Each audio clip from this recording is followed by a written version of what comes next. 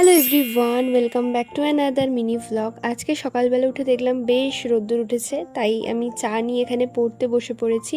But হঠাৎ করেই দেখলাম আবার বৃষ্টি শুরু হয়ে গেছে। এখন তো এমনই হচ্ছে, কখন রোদ উঠছে কখন বৃষ্টি পড়ছে কিছুই বোঝা যায়। তারপর তো রূপম এখানে পড়তে এসেছিল। ওর এখন যেহেতু সামার ভ্যাকেশন চলছে, তাই জন্য এখন সকালে করেই পড়তে আসে, আর এসে তো বদমাশি করছিল অ্যাজ ইউজুয়াল।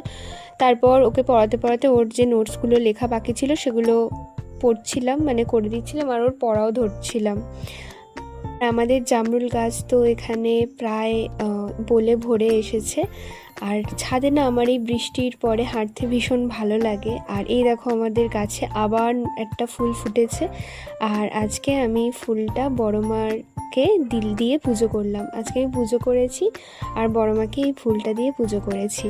আজকের লাঞ্চটা ছিল খুবই সিম্পল, আলু পোস্ত আমার খুব ফেভারিট, আলু ভাজা, পটল ভাজা আর ডাল, সাথে ছিল আমের চাটনি।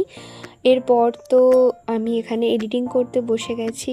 আর আজকের দিনটাকে আমি এভাবেই কাটালাম। ভালো লাগলে আমার ভিডিওটা লাইক করো, কমেন্ট করো, বাই।